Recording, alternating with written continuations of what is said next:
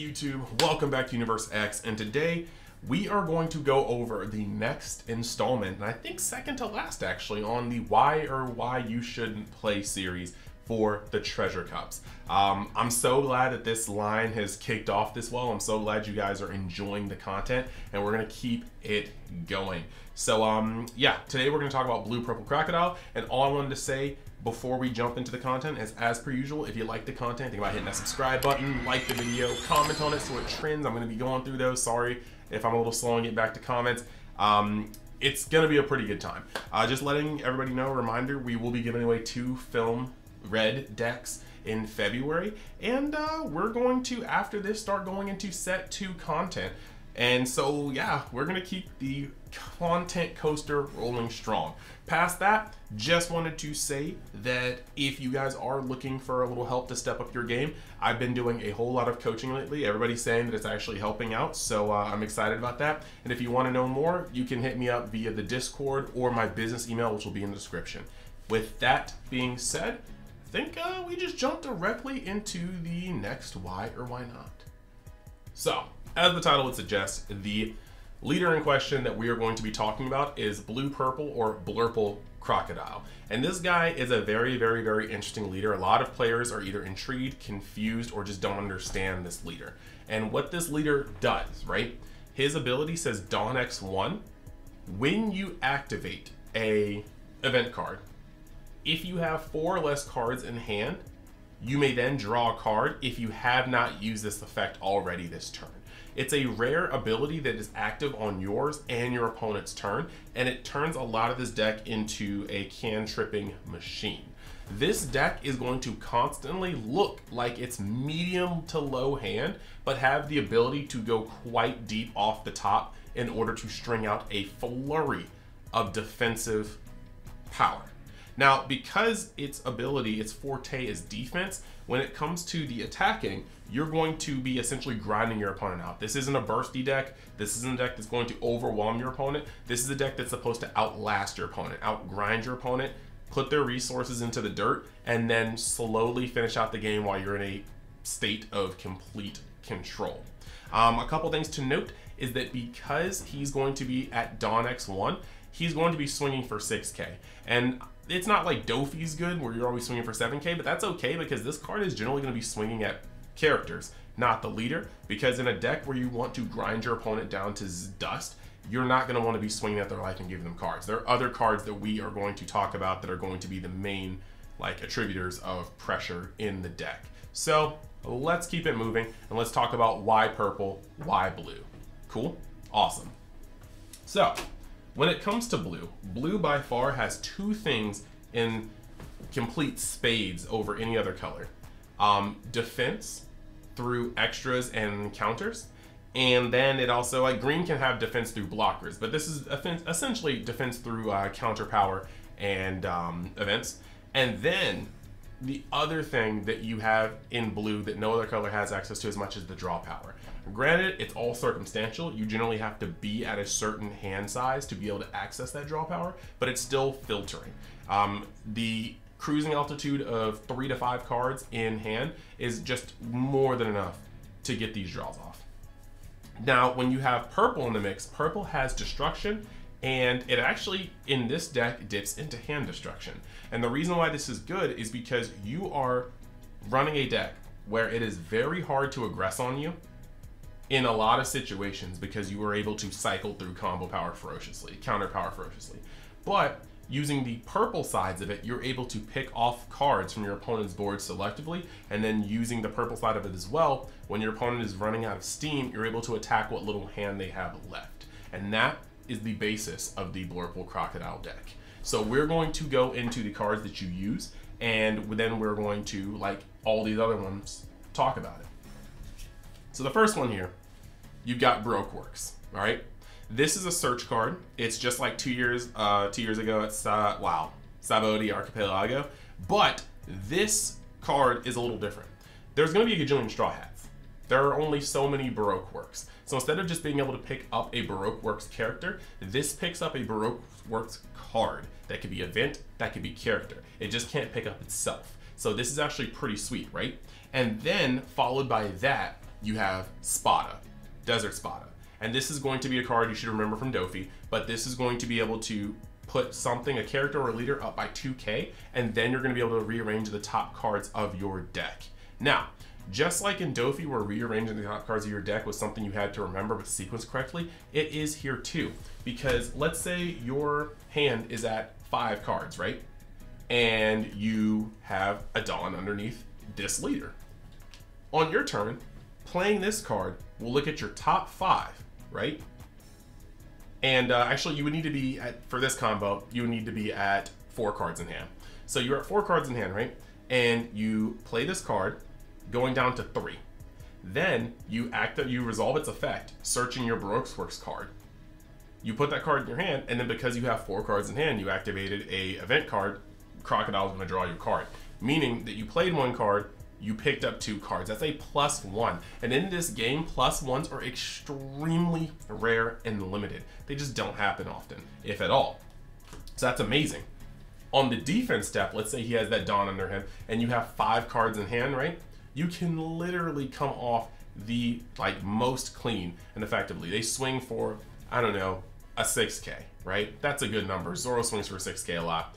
You tap 1 for Spada, you go up to 7k to stop the attack, you look at the top 3, you put the best card for this turn or your next turn, whichever one. You know, if you still have Dawn up and you want to use another card, you put that on the top, right? Your event card, whatever you need, your 2k. And then when this is done being resolved, bing, bing, bing, you draw it because you have 4 cards in hand. You have 5 cards in hand when you use this, you played this, went down to 4, you activated the event card, you have 4 cards in hand, you draw, bang, you get the card you place on top of your deck. Wonderful. Excellent interaction. But that is not all. These are just the first 2 and basic parts of the Advantage engine. There's more. So you have Bond Clay, 3-drop, and when he attacks, if he has a Dawn under him, you can pick up a Baroque Works event card, and we're gonna see all the ones that exist pretty much, and you put it into your hand. So this guy's gonna be a top 5 searcher for your event cards that have Baroque Works in them, and that's actually pretty cool. So we're gonna put that right down here. He's going to search out a few cards, and we're gonna get to those very soon. Then you have Miss Sunday, Nico Robin before she was on the Straw Hat crew. Clean fit, lots of plot here. No, I'm gonna get away from that. But the thing is though, she is a blocker for 3. And she may be weak, but that's because her effect is very monstrous. When she is KO'd, you get to go through your trash and you get to pick up an event card. Not a Baroque Works event card, an event card. And this is going to come into play much later when you start seeing that we can splash multiple event cards, you know? And that's actually really, really, really cool. So let's continue and keep talking about the way the deck builds Advantage, because now we've got the top 5 searcher for the Baroque Works event cards, and we've got the recursion from the grave for event cards in general, and that's awesome. Now the last one when it comes to Advantage, here you go. You've got Miss Doublefinger. She is a very interesting card. She's a 3-cost, 4k body, so you're gonna need to Dawn her up every time you want her to swing neutral, but on KO she draws a card. Now first, this is a Baroque Works card. You will be able to pick it up off of your Baroque Works event card. But the other thing that is cool about this is that you can keep harassing with her, and because this deck is so good at protecting via counter, you can protect her for quite some time. However, when you're ready to let her go, if you need another card in hand, you just let them swing on it. They're not going to let this card stay on the field forever. They're at least going to put some attention towards it. It's kind of the fool's trap. When you don't understand how this deck works, you'll spend a lot of time trying to kill something like this so it stops swinging at you, and they'll protect it and protect and protect it, or they'll let it go and they get a draw. So this card is one of those cards where unless you're destroying it by effect, you just can't really get rid of it. That's actually one of the biggest parts of this deck that I'm going to talk about later, so keep that point in your mind, okay? Now moving forward from here, I do want to talk about not only the best enabler in the deck, but also a massive point of pressure. It's very polarizing when you start to play this deck and understand how this card works, because he is both the best and the worst card in the deck. Playing him and establishing him is a cruise mechanic. It starts really putting you into another stratosphere of play with this deck, but playing him at the wrong time, or playing him and your opponent having the correct answer at the correct moment, is almost assuredly a way to potentially lose the following turn. And that is the 7-drop Crocodile. So this guy's pretty cool. When he has a singular Dawn under him, right? when you play an event card, it's going to have a -1 cost. And since there's no such thing as specified cost in this game if you play other games, that means that your Spadas, free. Your Baroque Works cards, free. And these are blue events. Your Love Beams, cost 1. Your Overheats, cost 1. That is monstrous. That changes the entire economy of your Dawn. And if you can play Protect this guy, you will sit here and do amazing things. And if you get the space, because you are going to max out on this card if you're playing this deck, if you ever have the space to play 2, unless you get board wiped, you're almost completely goated, because yes, a red deck may be able to get rid of one of these with a 2-card combination, but it's going to be very rare that they have that second 2-card combination within the same span of time. It's just not how the deck works. So the cool thing about this guy is that he's a big boy. He is going to come down and he's going to be 7K. He's going to be able to Dawn up and then proceed to play a completely different Dawn economy with your extra cards. He also has Banish, and this is what I was talking about when I said you don't necessarily attack over and over again with the leader, because this guy is Banished, meaning if he does damage, it does not go to their hand, it goes straight to the trash, allowing him to ignore triggers, swing into people, and just kind of go off. So once you get this guy on the board, he's going to be doing most of the work, because when this guy does damage, your opponent's not gaining anything. So your opponent is playing out cards to get through your defenses. They're not getting through your defenses. You're not giving them cards from life. And later, you're going to see how we try to pick at the hand that's left over as well. But this card is vulnerable. He is vulnerable to the same Jet Pistol, Otama Jet Pistol, Gordon Jet Pistol, any of these things.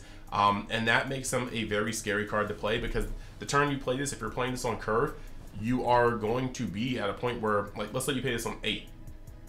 Cool, you have a lot of free things you can still use, like a Love. However, you get Jet Pistol and you can't Love anymore, and you can only use 1 Spada. That's rough. That is rough. And that is going to lead you to a point where you're probably going to keel over and die. Now, in the other pretty much part of this, you have cards like 7-drop Dofi. If you're playing this against the Blue Mirror, it's like 7-drop Kid. You play this and they tap 7 and drop this back to your hand, Dofi will eat you alive that turn if they have a board on top of this. It is not the place you want to be in.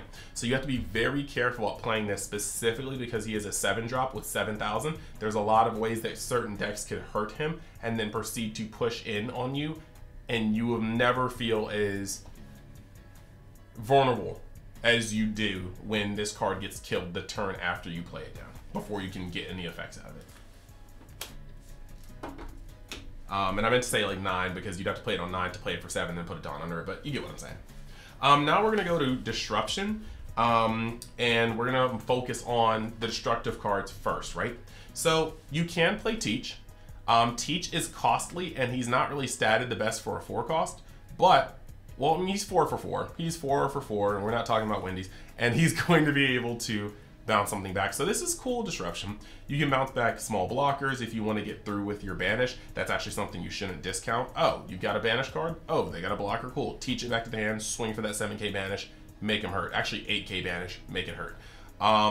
This guy's also going to be able to get rid of smaller things. This guy's all around Disruption, but he's on the lower end. Next, the thing we're going to talk about here is King. This guy is a champion. He's a 7K body. He costs 6. He's going to come down. He's going to destroy a plethora of things. He's going to destroy 3-drop Zoros. He's going to destroy like blockers that you don't want in the way. He's going to destroy things like Bonnies if you need to. This guy is going to come in and just do work and be a 7K body that can pressure your opponent's board. Make sure that if your opponent swings with something, they don't ever get it back. This guy takes it from them. Your other cards take it from them. And 7-drop Crocodile is the person doing life damage with that big fat Banish keyword. So that's that. The -1 Dawn, casualty, but you're gonna gain it back. You're a control deck. You're not worried about that 1 Dawn. Once you start capping control on somebody, you want to sustain it. So that Dawn's gonna come back next turn. Don't worry about it. Now, these aren't gonna be seen in the decks as much, but they are valid options. This is 7-drop King. If you were to go into a tournament and know you're going to face mostly red and blue, red and green, this is not exactly the worst card to think about trying to test out, because he just has an infinitely better red and green matchup than the first King. However, the first King is going to do, like, they're going to do different things. This guy is going to hit more cards against blue, for sure. He's just so much better against blue, but this is so much better against red and green. So pick your poison, choose what you're gonna do. This guy has a 1 higher cost too and 2 minus Dawn, so don't forget that. Running too many 7 costs in a deck when you're not ramping like Kaido is kind of a way to get dumpstered. So you really have to pick and choose, but this deck has a little bit of wiggle room. It's not fully set, it can shift on the format. Now a card that I see a lot of people talking about, but it's on and off in these lists, are Brachio Bomber. The reason for this is because it is an event card. So but the thing is, it's so costly. If your leader has, you know, a Dawn under him and you Brachio Bomb something and you only have 5 cards in hand when you activate Brachio Bomb, you go down to 4 to play Brachio Bomber, you blow up something, you ramp a Dawn, and you draw one from your leader, which is a massive, massive, massive, massive, like, swing and advantage. But the thing I think a lot of people aren't getting when they talk about this card is, one, that's a 7 cost play. All you did for the turn was draw, ramp one, and blow something up. Now, let's move past that. The earliest you can do that is turn, what? If you're going first, you start off with 1, 2, 3. So turn 4 is the earliest you can do that combo if you go first. And if you go second, it's still turn 4. Because of that, it's kind of crazy because the next turn you actually have you have pretty much max Dawn. There's only one real window of the game that you were going to be able to ramp off this one and it not feel stupid. And you don't have enough minus effects to late game really capitalize off this and get this off. So while I understand the cuteness behind this card, I don't think it does well, but if you feel differently, by all means, show it to the world at these treasure cups. Next, we're gonna get to the hand destruction bit. We've got 2. We got a non-attack and a non-play. This is Jack. That's Jack. No, but for real, this guy has an on-swing effect where you -1 Dawn and your opponent chooses 1 card in their hand and trashes it. Then you have this card, X Drake, which is going to have the same effect, except it's on play. He's got a bigger body, he costs more, and it's on play. Now, the funny thing about this is, like I said, your opponent is playing cards trying to get through to your life total. You're really alluring for dual-colored life total. And you're putting a stop to that with all these cards that cycle, this counter power that's going on, the blockers we're about to get into. Then you are swinging with a dude like this, and people don't like banish, so they're going to try to counter out of it, and eventually they're going to run their own hands into the ground. Then eventually you're going to start connecting with some of these banishes. So after that, you want to be able to give them cards but take them away. If an opponent's at 0 life, you can put them in very, very nasty positions. You know what I'm saying? Swing in with this card, get the banish off, a life goes. Swing in with your dawned up leader, they get a card in hand. Swing with Jack, right? Maybe at one of their battle cards. He is going to literally swing at a battle card for 5k, drop the card they had in hand. They can't even counter with it. You probably killed what you swung with. And by doing that, you're going to be able to deny them of cards. If you have extra Dawn, you know, you could swing with this dude, swing with this one, and then play this for 5 to rip the last card of the hand, pass. Right there, you use 2 Dawn for here, and then you've just used 5 Dawn from here, so you still have 3 Dawn to protect yourself. That's a very, very healthy number. It's going to work. So you literally run out their advantage, deny them advantage, and then take away which advantage they're trying to keep. And that's the formula for this deck. Grind your opponent into dust. Next, we're going to talk about defense. There's a whole lot of blockers, and we're going to get into it. You got Law, and I say a whole lot of blockers, not as many as I thought, but you have Law, and Law is going to be your 1-cost blocker. That's pretty cool.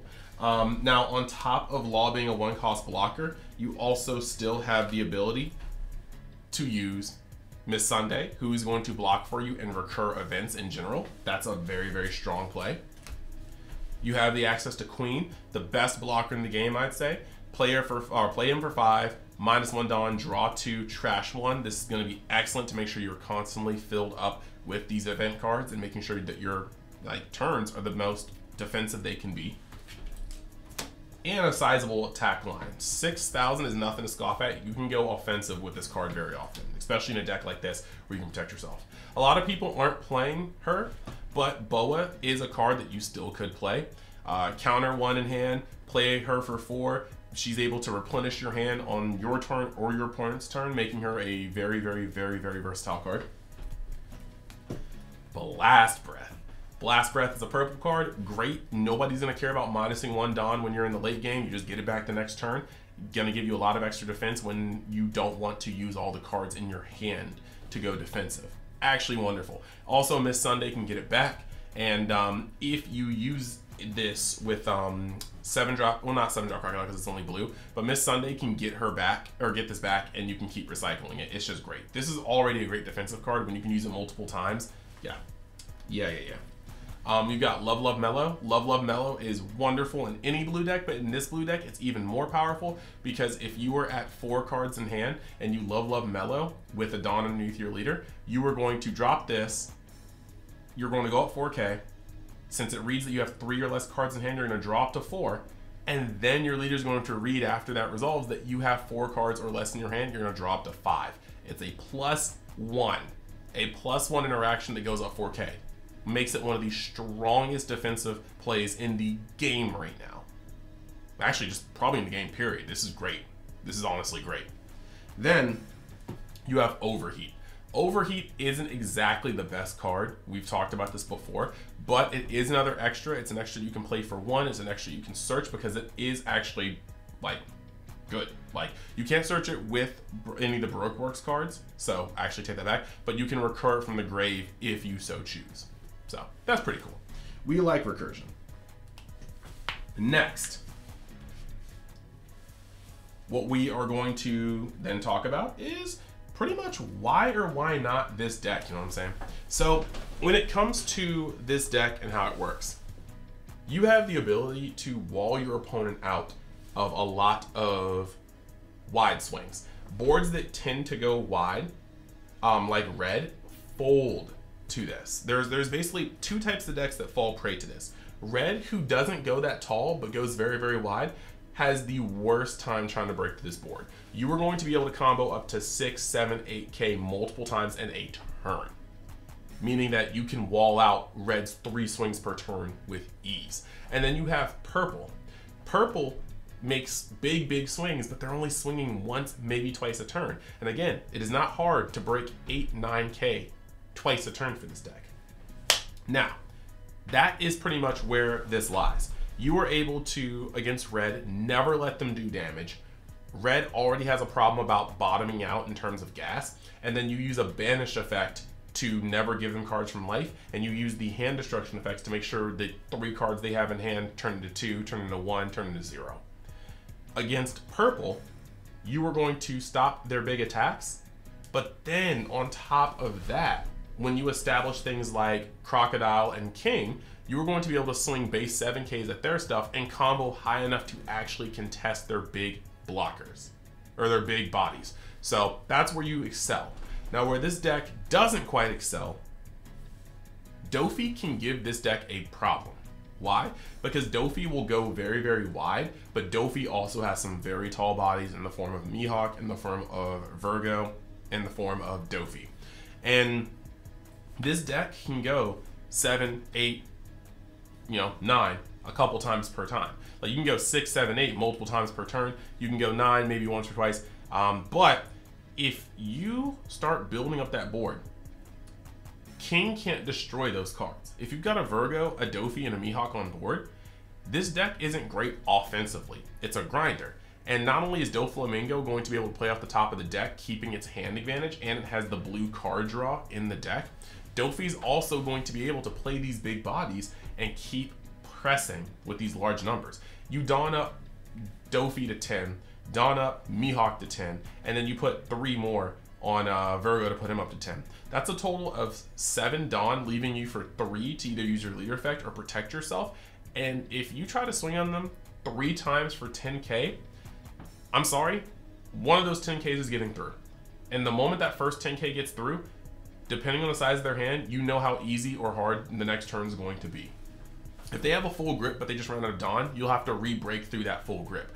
But if they only have a couple cards in hand because they had to expend so much to not take that pressing damage, next turn is almost going to be a snowball effect. For this reason, green actually has a very, very good matchup against this deck. Why? Because 8-drop Kid and big blockers cannot be contested. King cannot destroy Law. King can destroy little blockers, but not Law. So what you're gonna have is, yes, the deck is very defensive, but you set up your defensive wall behind 8-drop, behind these Laws, behind blockers. And then every turn, you just put Law up to like 11 and then swing again twice. You will bottom out their hand so fast. If your turns are Dawn up 8-drop Kid to 9k and swing in, then Dawn up Kid to 10 and swing in, and now you've only used 6 Dawn, so you have 4 left over. Make him go again. Make him go again, play a beige. Make him go again, keep up a Fur Paradise Waterfall. Do something. Make him go again, search for Bonnie. Whatever you need to do. But the point is, 9, 10, 10 is going to bottom out that hand very fast. They are only going to be able to sustain that defense for so long before they're like, crap, I literally can't function. And that is where you get Blue-Purple Crocodile. So when you think about playing this deck into a regional, it's going to be a little rough because if you see red and purple all day, goated, go you. But if you see a bunch of green and the occasional blue Dofi match, your record's going to be a lot more contested than you'd probably like on a day that has so many prizes at stake. So with that being said, I hope you guys liked the video. I hope you guys are loving this series. And we only got like, I think Blurple Kaido left, I think. And then we'll be done with this series and we can officially start moving into set 2 of One Piece, and then just some brief stuff before Treasure Cups go in, maybe another meta overview, and that should be pretty cool. We're also going to start Battle Spirit Saga content very soon, so I hope you guys enjoy that as well, and I will see you in the next video. Thanks for supporting. Mwah. Later.